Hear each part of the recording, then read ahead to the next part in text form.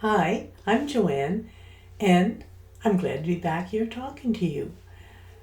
I wanted to talk today about what I called my beauty tips, but I was laughing so hard I couldn't even take notes about that. It's a long story. But the first thing I want to talk about is presentation. The thing that drives people to spend a fortune on beauty tips. I don't know how far they go, but it is quite a journey if you get into that whole aspect of trying to change the way you look.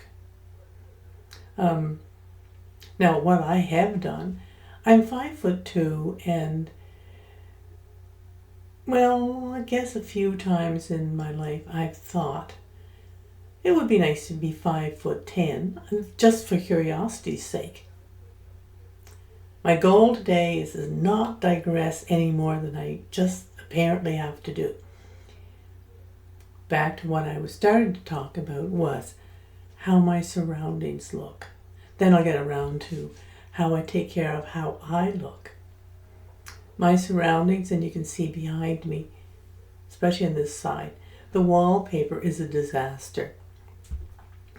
I was going to fix up this room. This is my studio, my computer room. It's a place I really like to spend time in because I get, for one thing, a lot of sun. And of course, my lighting isn't great today, but I have spent too much time putting off doing my video because things were just perfect.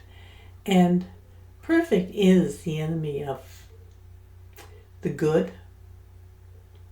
Well, in my case, perfect is the enemy of getting something done. So, back to my background.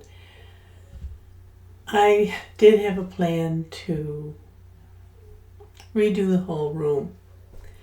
And here are some pictures of what the other walls look like, and you'll see that, well, I failed at this plan. This is something I wonder about, and I haven't looked into it, but I will take some time to think about it and ask about it. But I'm one of those people that I want to do the job myself because that way it'll be done right. However, job like this I can't do. Aside from everything else, I don't really like talking about these things because I don't understand them. My hands don't seem to work the way they used to. I have trouble getting the tops off bottles. Not just tight bottles, water bottles. That's okay. There are tools that let you do this. And sisters-in-laws that are great at it. The point I was making about my wallpaper, my background, is that this is where I like to do my videos, sitting right here. And if I waited until that wall was perfect, I probably never would get it done. Now, the pictures I'm always talking about can hang up in the back, and that would cover the wallpaper. Or I could strip off the wallpaper. Here's a picture of the wall that I did strip the wallpaper off, and difficult. Don't want to criticize other people, although sometimes I have no choice. The room had been freshly constructed. It was before my time living in this house. And they had new walls, which before you put wallpaper on them, they have to be primed. I actually watched a YouTube video on what you do. Whatever it was should have been done, wasn't done. So when I peeled the wallpaper off, it was a disaster, as you can see. Oh, and this wall here, which is it's a small wall. This is a story and a half house, which means that it has slanted roofs. this wall had a new window installed, and it was never finished around the window. The point of talking about this whole background of my videos, is that it is something I have to deal with. I think a lot of us have to deal with this. If I am so ashamed of my messy walls, or my badly done walls, or my incomplete walls, that I can't do a video, is that the same as being so ashamed of my house that I can't have my friends over? I know people who've been like that. Oh, I couldn't have anybody come over here because the place is such a fill in the blank. It's such a mess. It's such a disaster. It needs a paint job, needs all these things. Here's a hint. If the place isn't good enough for you to live in, then you have to think about that. If I'm ashamed of my undone walls, then why don't I do something about it? I could do another video explaining why I haven't.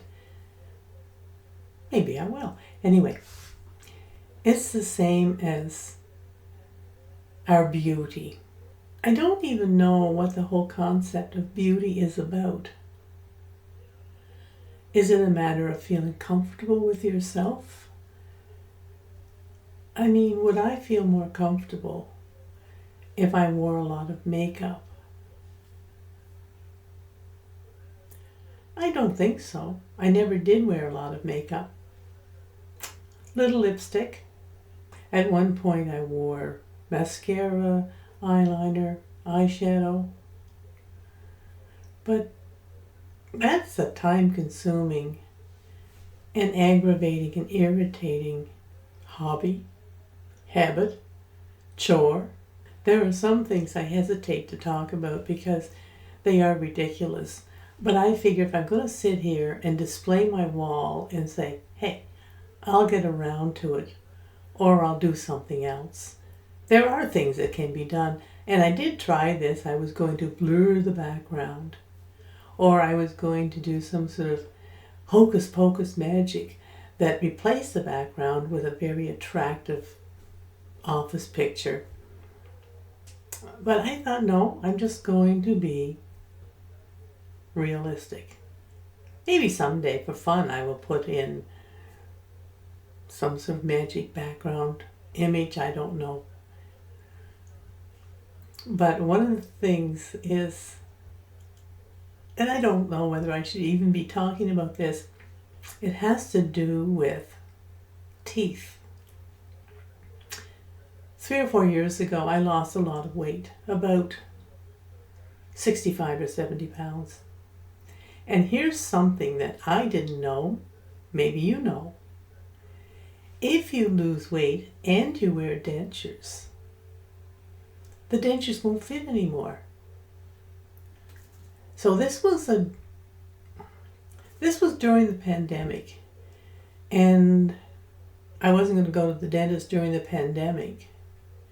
And then the dentist, who happens to be a brother-in-law of mine, or had been a brother-in-law of mine. As I mentioned, I've been married a few times. And he was a brother-in-law years ago. He retired.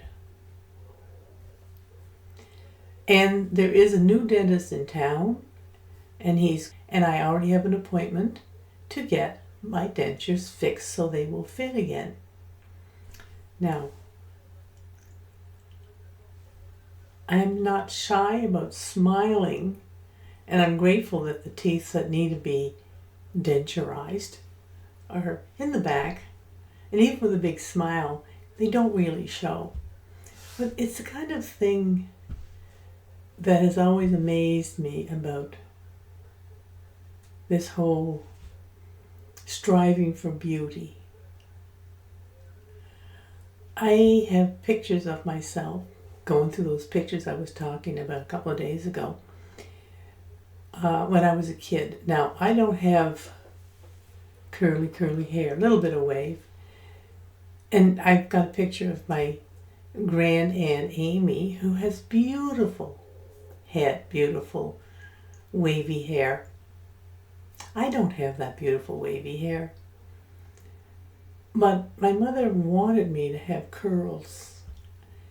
So my childhood memories, sorry, don't mean to laugh. Mom tried so hard. She would get those Tonys. It was the 50s.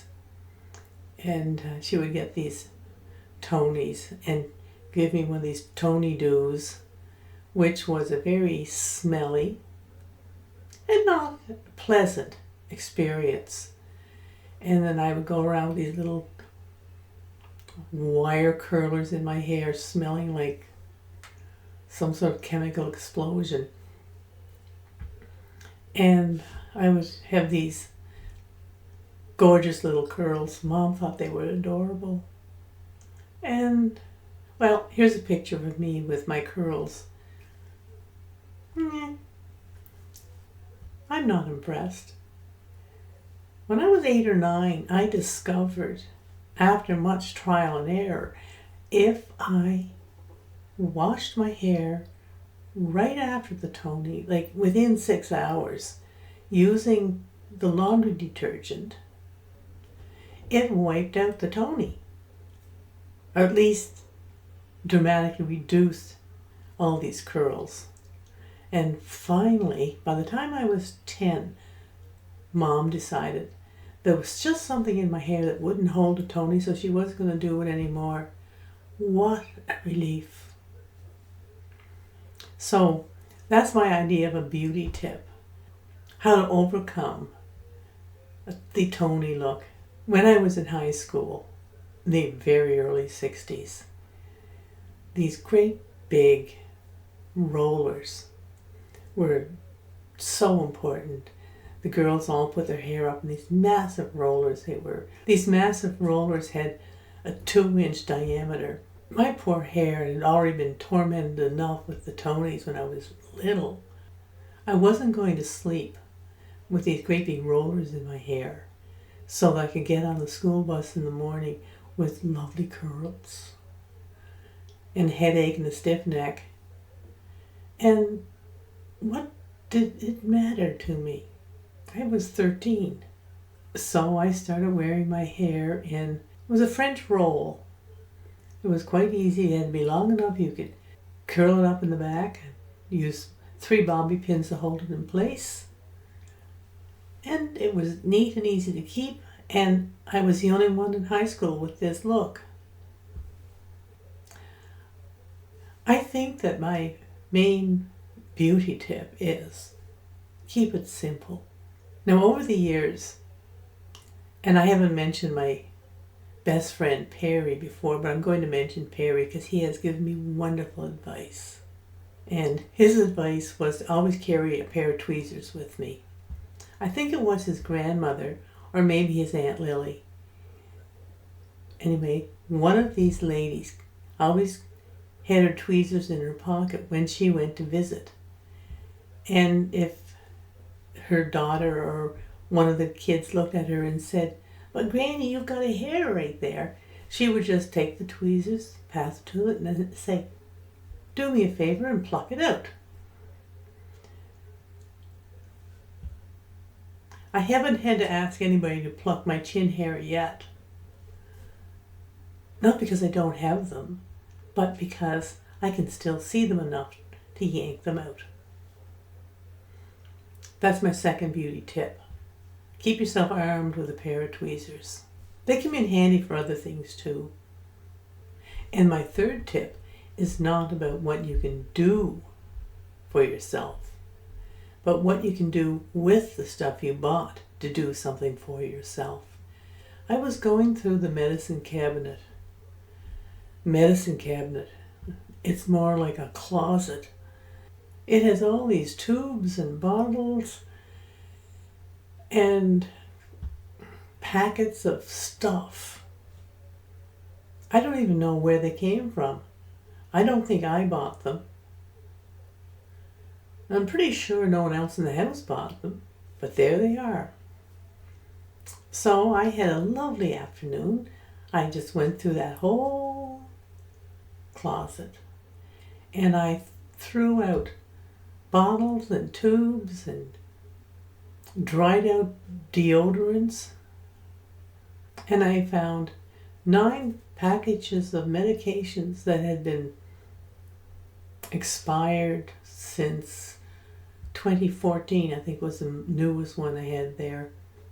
That tip is get rid of the stuff you're not using. Thanks for listening, and I'll see you again.